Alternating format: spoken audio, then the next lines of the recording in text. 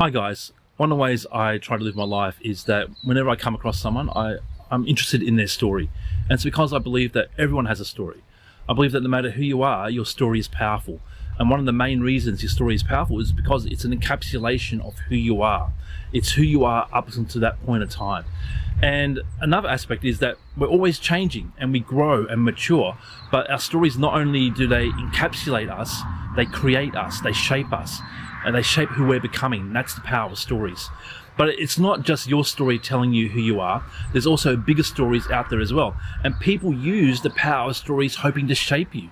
It could be culture, government, your boss, your family, marketing companies. They use the creative potential of stories to influence you. And some of these are more helpful, others less so. And I think that God has a story. And you might go, oh yeah, whatever, Ken, God has a story and I know what it's all about. Well, actually, I think God's story tells us who we are meant to be, who we can be, and what God says about who we can be, who you can be, might surprise you. Inside the story of God is the story of us, and it reveals facets of our identity. And one of those key facets is that God's story says we all have this royalness inside of us. We all have this royal identity. And I think it's worth investigating what the story of God says about us. Our identity is a huge part of who we are, and the story of God sheds light on something interesting about human identity.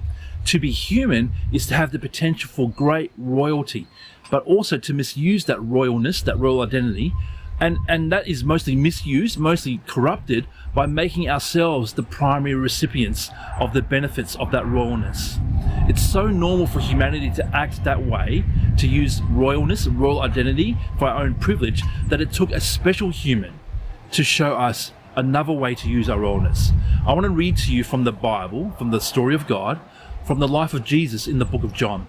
John chapter 12 verse 20 and onwards says this: Now there were some Greeks among those who went up to worship at the festival. They came to Philip, who was from Bethsaida in Galilee, with a request. Sir, they said, we would like to see Jesus. Philip went to tell Andrew. Andrew and Philip in turn told Jesus. Jesus replied, the hour has come for the Son of Man to be glorified. Very truly I tell you, unless a kernel of wheat falls to the ground and dies, it remains only a single seed. But if it dies, it produces many seeds. Anyone who loves their life will lose it, while anyone who hates their life in this world will keep it for eternal life. Whoever serves me must follow me, and where I am, my servant also will be. My Father will honor the one who serves me. Now my soul is troubled, and what shall I say? Father, save me from this hour? No, it was for this very reason I came to this hour. Father, glorify your name. Then a voice came from heaven. I have glorified it, and I will glorify it again. The crowd that was there and heard it said it had thundered. Others said an angel had spoken to him. Jesus said, this voice was for your benefit, not mine. Now is the time for judgment in this world. Now the prince of this world will be driven out, and I, when I am lifted up from the earth, will draw all people to myself. He said this to show the kind of death he was going to die.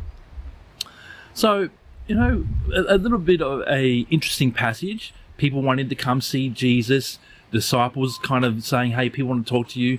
And Jesus kind of goes on this little monologue about what it means for the purpose of his life, what it means to deal with glory and all this kind of stuff. So basically this passage is all about glory. And if you think about glory is something that we associate with royalness, with majesty. And that phrase, actually, and this passage is special to me, this phrase, Father, glorify your name, has always resonated deeply with me, and it's been significant to me throughout my life. And I've often thought, what would God say to me if I said, Father, glorify your name? I'm not sure actually, but to hear that response from God, I have glorified it and will glorify it again, has kind of been like, that's the way I want to live my life. I want to live my life that way. But what does it actually mean?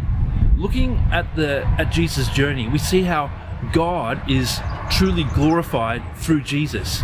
And yet Jesus does everything different to the way of the world. He does everything in a countercultural way. Jesus is the countercultural king. Jesus' approach to the rawness of humans, he saw him use power and influence that was different from the norms of all those around him, the ways that the Jewish leaders, the Roman leaders, whoever, the business leaders, the political leaders, the way that they use power and influence. And so for us, if we're wanting to walk out our royalness, our royal identity, following in the footsteps of Jesus as revealed in the story of God, then it's to do that, it's to walk out a posture that truly glorifies God. So let's look at John 12 again. Verse 24 says, "Very truly I tell you, unless a kernel of wheat falls to the ground and dies, it remains only a single seed. But if it dies, it produces many seeds." If you think about Jesus' life, Jesus' birth was lowly, in a manger, not in a palace, but amongst animals, farm animals. His first visitors were shepherds, the absolute nobodies, the crazy guys of society. He was if you think about beyond his birth, he was a refugee, a political refugee, an asylum seeker in Egypt, a Middle Eastern asylum seeker. And he was in Egypt for the first 2 years of his life, escaping King Herod and his death threats. He grew up in the backwaters of Galilee. He was not a place of any kind of note in the Roman Empire. There's so many more powerful places than Galilee. He drew followers to himself who were also powerless. And he chose people from different ends of the political and sociological spectrum. It's not what you normally do. Jesus, he entered his royal city, Jerusalem, riding a donkey, not a chariot with stallions, as the conquering Roman emperors and Caesars would do. Over and over, we see Jesus positioning himself amongst those he is ruling, rather than above them. Jesus is with, not above. Consider how different this is to those who have power in Jesus' time. Consider how different this is to those who have power even in our time. Jesus, according to God's story, is God. If anyone deserved privilege and comfort and glory, it was him. But Jesus voluntarily emptied himself of his privilege and comfort and glory for a reason. He emptied himself to be fruitful. He said, unless a seed falls to the ground and dies, it remains empty. But if it does fall to the ground and die, it becomes fruitful.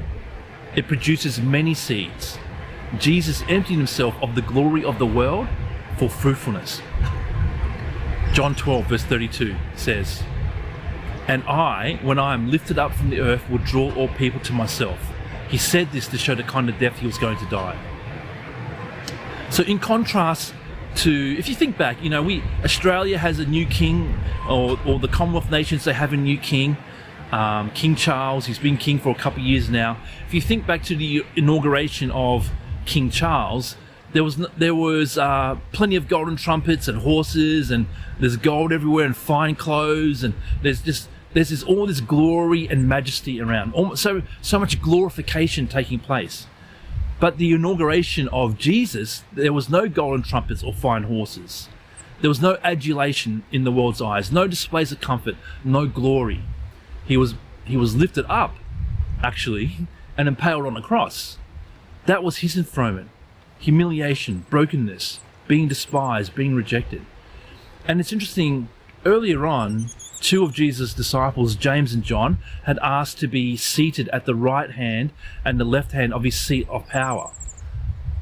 But Jesus' seat of power was the cross, and besides him were two terrorists instead. So these two thieves, but the word thieves, the thief on the cross, actually the word is better translated insurrectionist. And so once again, you can think of these were people who were terrorists against the Roman Empire, Middle Eastern terrorists. And so that picture of where Jesus is being, that's not the way we think of power and glory and royalty. Yet here is Jesus, fully human, but also fully God, fully the image of God.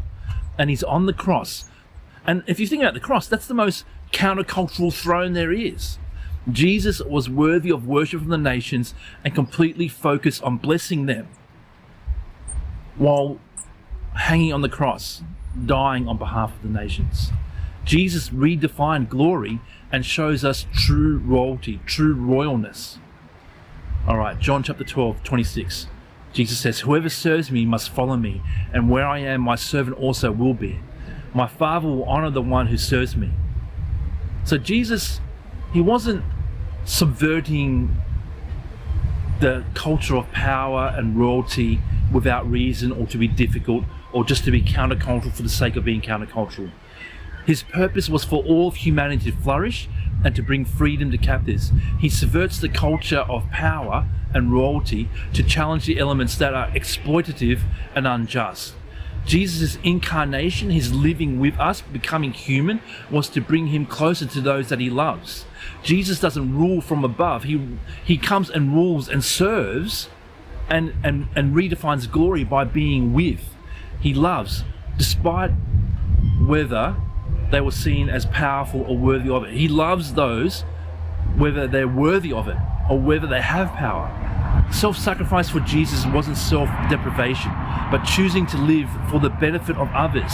And for us to truly live out our royal identity, the royalness innate in humanity, requires being like Jesus and living a life of other-centeredness and service. Other humans have become kings, of course.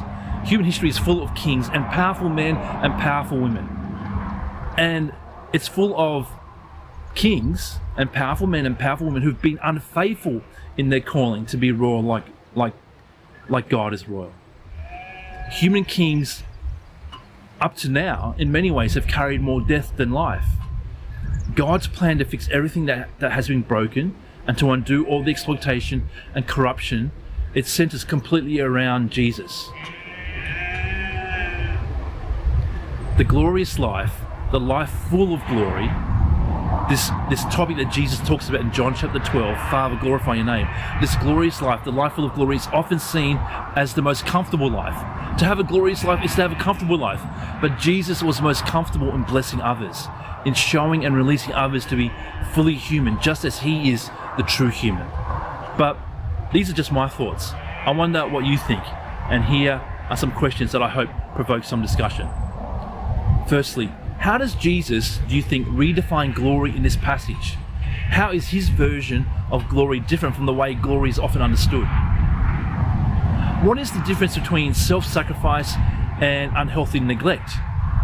You know, sometimes we can fall into a self-martyrdom syndrome. How do we balance that? How can we serve others in a way that brings life to us as well as others, rather than bringing life and resentment and burnout to ourselves? How does the cross challenge the way we think about influence, leadership, and blessing others?